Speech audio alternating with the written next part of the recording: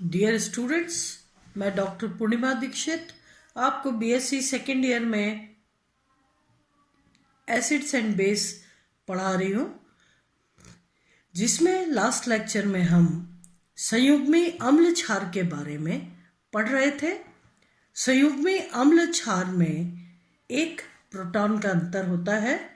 आपने देखा था, जिसको हम थोड़ा सा रिवाइज कर दे रहे हैं, कि बेस ए जो है H2O, ये क्या हो गया? H2O acid. आप जानते हैं H2O जो है H प्लस आयन देता भी है और ग्रहण भी करता है। इस तरीके से एसिड और बेस दोनों की तरीके से काम करता है। अगर हम देखें एसिड, H2O को एसिड के रूप में देखें जो H प्लस आयन दे रहा है ये, और OH माइनस आयन दे रहा है, तो ये बेस 2 दे रहा है।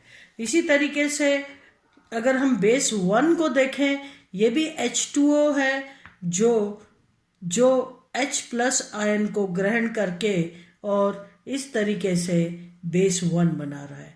तो दोनों के मध्य एक H प्लस आयन का अंतर है। अब ये यहाँ पर इस प्रकार जल उभयधर्मी व्यवहार करता है। जल जो है एसिड की तरीके से भी और बेस के तरीके से भी व्यवहार करता है। एक प्रबल अम्ल के साथ जल एक क्षार की भांति कार्य करता है तथा प्रबल क्षार की उपस्थिति में जल एक अम्ल का व्यवहार दर्शाता है। HCl जो कि एसिड है, एसिड 1 प्लस H2O, यहाँ पर जल बेस की तरह व्यवहार कर रहा है और एसिड H प्लस आयन लेकर के H3O प्लस और Cl माइनस आयन दे रहा है। तो यहाँ पर H2O जो है, चूंकि HCl स्ट्रॉन्ग एसिड है, इसकी प्रेजेंस में ये बेस की तरह व्यवहार कर रहा है। जबकि अगर NH3 की केस में देखा जाए तो NH3 और H2O की अभिक्रिया है, H2O की प्रेजेंस में NH3H प्लस आयन ले रहा है। इसका मतलब H2O H प्लस आयन दे रहा है। एसिड ये एक एसिड की भांति व्यवहार कर रहा है। H प्लस आयन और OH माइनस आयन दे रहा है। H प्लस आयन NH3 से मिलकर के NH4 यानी ये H प्लस आयन ग्रहण कर रहा है। NH3 जो है H प्लस आयन ग्रहण कर रहा है और OH माइनस आयन जो है वो वहाँ पर उपस्थित है। तो यहाँ पर H2O चूंकि H प्लस आयन दे रहा है, इसलिए एसिड की तरह व्यवहार कर रहा है, और यहाँ पर जो है ऊपर वाले केस में H2O एसिड की उपस्थिति में बेस की तरह व्यवहार कर रहा था, यहाँ पर बेस की उपस्थिति में एसिड की तरह व्यवहार कर रहा है। इस धारणा से स्पष्ट है कि प्रबल अम्ल का संयुग्मी क्षारक दुर्बल होता है एवं प्रबल क्षार का संयुग्मी अम्ल दुर्बल होता है। अम्ल सामर्थ्य के बारे में अगर हम देखें तो HI is greater than HBr is greater than HCl is greater than HF, यानी HI सबसे ज़्यादा आयन जलीय विलयन में देता है, इसलिए ये इसकी सामर्थ्य अधिक होती है बजाय कि HF के। और अगर इसको हम देखें तो क्योंकि H प्लस आयन जो है ये प्रबल जो है प्लस आयन है और F माइनस आयन जो है वो भी प्रबल माइनस आयन है, दोनों जुड़ के आपस में स्ट्रॉन्ग बॉन्ड बनाते हैं, इसलिए इनका वियोजन कम होता है, इसलिए इसकी सामर्थ्य जो है वो कम मानी जाती है। जबकि अगर HI के केस में देखा जाए तो HI का डिसोसिएशन सर्वाधिक होता है। यहाँ पर H plus ion I minus ion के साथ जुड़ा हुआ है, जिनके मध्य प्रबल बंध नहीं है। एक प्रबल है एक दुर्बल है, इसलिए प्रबल प्रबल मिलकर ही प्रबल बंध बनाते हैं। तो यहाँ पर उनके मध्य प्रबल बंध नहीं है, इसलिए इनका डिसोसिएशन बहुत अधिक होता है और अधिकतम H+ आयन मिलते हैं, इसलिए HI का अम्ल सामर्थ्य अधिक होता है बजाय कि HF के। जबकि अगर क्षार सामर्थ्य की बात हम करें तो फ्लोराइड का क्षार सामर्थ्य सर्वाधिक, then chloride, then bromide, then iodide. इसका उल्टा होता है क्षार सामर्थ्य का। इस प्रकार अगर एसिटिक एसिड और H2O को देखा जाए तो H3O+ और CH3COO- ये स्ट्रॉन्ग बेस है और ये जो है वीक एसिड है। ठीक है, तो ये कॉन्जुगेटेड एसिड बेस पेयर्स हो गए।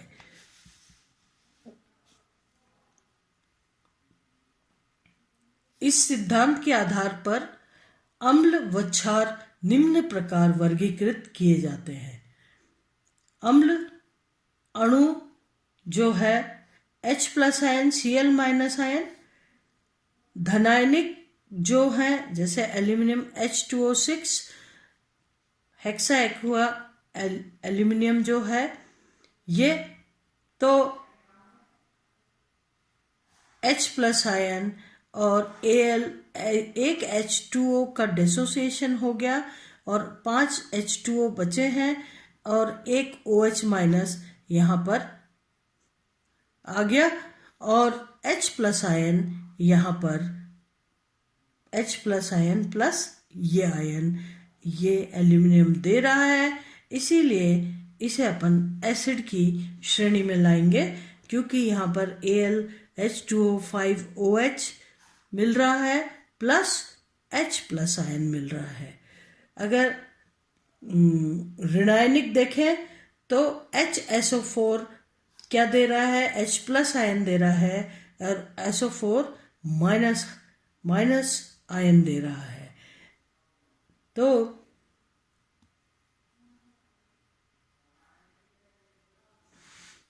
H+ आयन और HSO4- आयन, दो H2SO4 में से दो H+ आयन निकल गए, बचा SO4- क्षार के केस में देखा जाए तो अणु है NH3 जो कि H+ आयन ग्रहण करके NH4+ आयन बना रहा है। अगर धनायनिक आयन को देखा जाए तो ये जो आयन है एल्यूमिनियम का जो कि यहाँ पर हमने पढ़ा AlH2O5OH2+ प्लस H+ आयन ये बना रहा है एल्यूमिनियम H2O6 3+ आयन। अगर यहाँ पर अनुप्रयोग यहाँ पर अगर ऋणायनिक देखें HSO4- तो HSO4- H+ और SO4 दे रहा था। अगर HSO4 है ये क्षार की भांति व्यवहार कर रहा है, H+ आयन को ग्रहण करके H2SO4 बना रहा है। इस अवधारणा के अनुसार जल योजित धातु आयन के अम्लीय व्यवहार को निम्न प्रकार से समझाया जा सकता है। हम बात कर रहे हैं अम्लीय व्यवहार की। ये जो है FeH2O6 3+ ये एसिड फर्स्ट हो गया, ये क्या देगा OH- और H+ देगा। तो और जो H2O बेस 2 है ये इस हाइड्रोजन आयन को लेकर के और H3O+ बनाएगा और FeH2O5OH2+ आयन बना रहा है। उभयधर्मी यौगिकों के स्व आयनन को भी निम्न प्रकार से समझाया जा सकता है।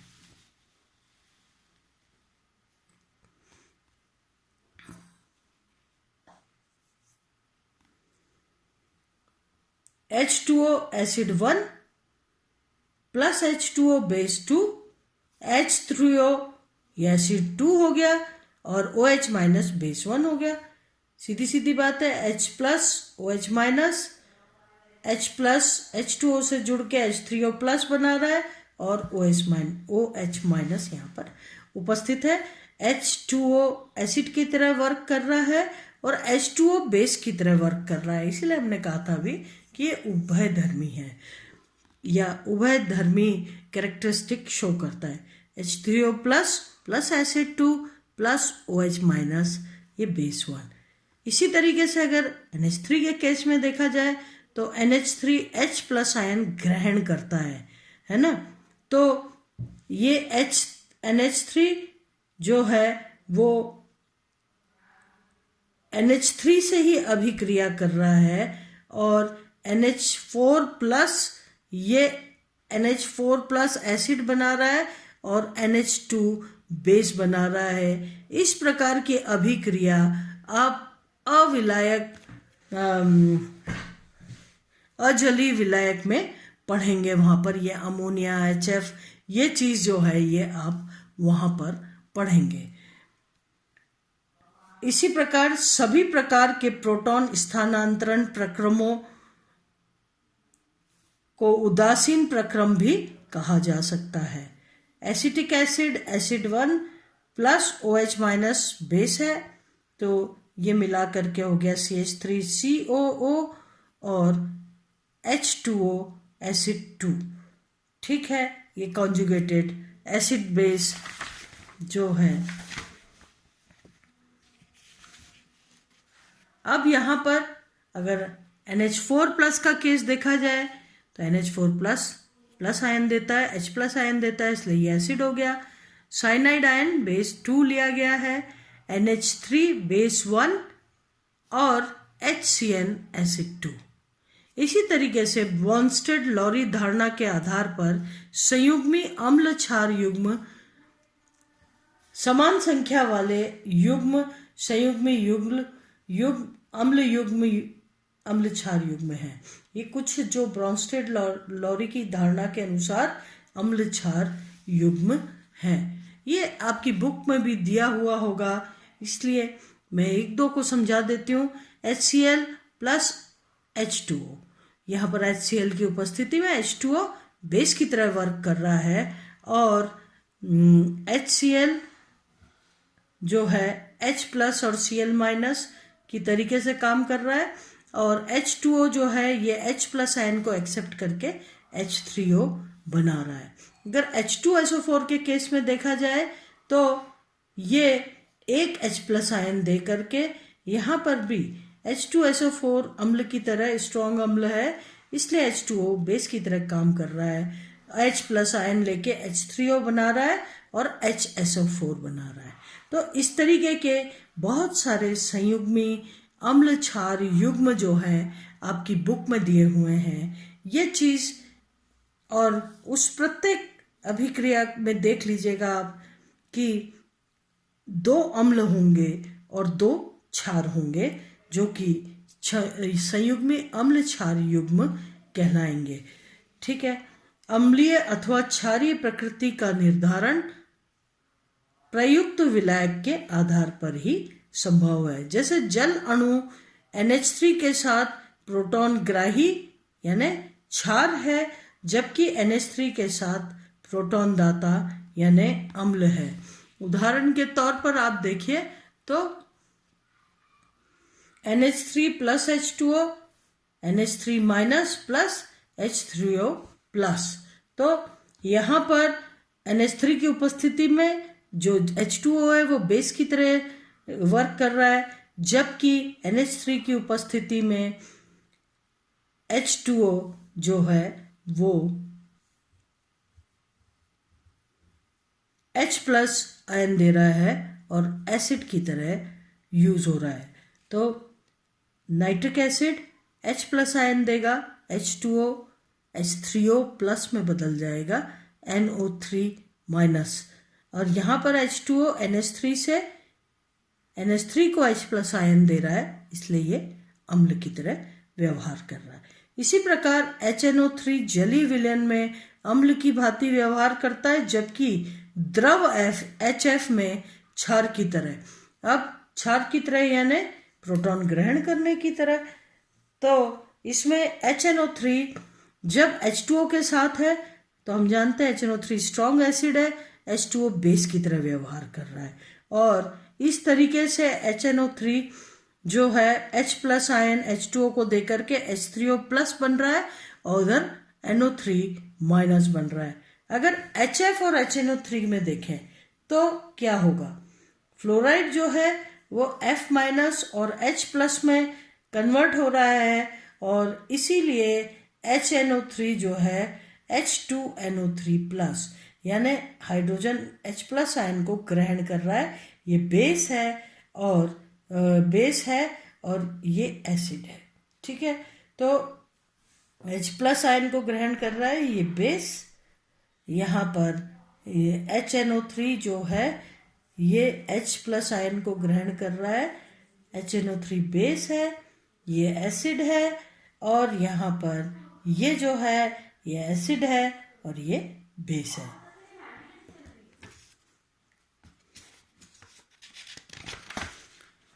इसी में जब हम आगे बढ़ेंगे तो पाएंगे कि